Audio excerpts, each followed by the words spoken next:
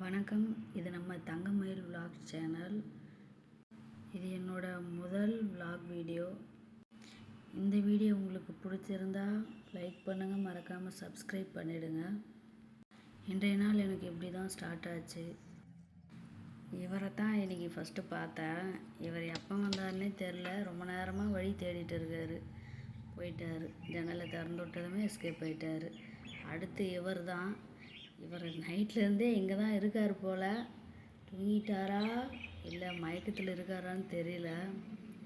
எப்போ மயக்கம் தெளியுதோ அப்போ போட்ட இவரை நாம் எதுவும் டிஸ்டர்ப் பண்ண வேணாம். குளிர்காலத்தில் கொசு தொல்லை, வெயில் காலத்தில் இவனுங்க தொல்லை, என்ன பண்ணுறது. அடுத்ததான் ஒரு முக்கியமான நபரை பார்க்க போகிறோம்.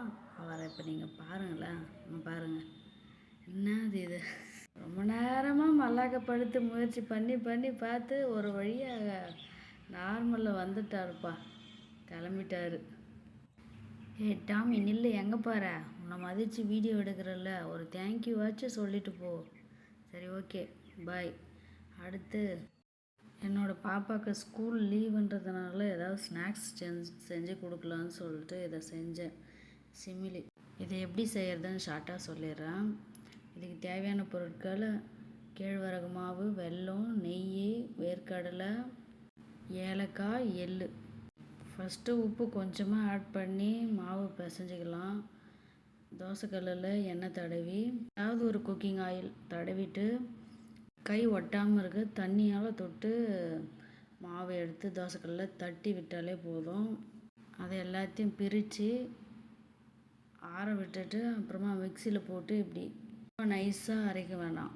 கொஞ்சம் நரன்னு இருக்க மாதிரி அரைச்சி நெய் ஒரு 2 ஸ்பூன் விட்டு, உங்களுக்கு வேணும்னா எள்ளும் ஏலக்காய் அரைக்கும் போதே, வேர்க்கடலை அரைக்கும் போதே சேர்த்துங்க. அப்போ தான் நல்லா மணமாக இருக்கும். நான் ஏலக்காயும் எள்ளும் சேர்க்கலை. செய்யும்போது அது ரெண்டும் ஸ்டாக் இல்லைன்ற காரணத்தினால நான் சேர்த்துக்குங்க. தான் செஞ்சு முடிச்சிட்டேன். ஸ்நாக்ஸ் சாப்பிட்டு என் பொண்ணு உடனே விளையாட கிளம்பிட்டா. நீமாமா விளையாடலாம் அப்படின்னு சொல்லவே, சரி நானும் சும்மா அவளுக்கு கம்பெனி கொடுக்கலான்னு கூட போய் உக்காந்தேன். ஆல்ரெடி செஞ்சு வச்ச சிப்ஸை எடுத்து அவளோட விளையாட்டு சாமானில் போட்டு தண்ணி ஊற்றி மிக்ஸ் பண்ணி விளையாடிட்டு இருந்தாள். விளையாடியெல்லாம் முடிச்சுட்டு, சரி உள்ளவே இருக்குமே, பாப்பாவை வெளியே விளையாட வைக்கலான்னு மொட்டை மாடிக்கு போனோம். இதுதான் எங்களுடைய மொட்டை மாடி வியூ. அது என்னமோ இந்த மொட்டை மாடிக்கு போனால் தான் மன நிம்மதியாக இருக்குங்க. உங்களுக்கும் அப்படி தானே? கமெண்ட்டில் சொல்லுங்கள். இந்த வீடியோ உங்களுக்கு பிடிச்சிருந்தா லைக் பண்ணுங்கள், மறக்காமல் சப்ஸ்கிரைப் பண்ணிவிடுங்க. தேங்க்யூ.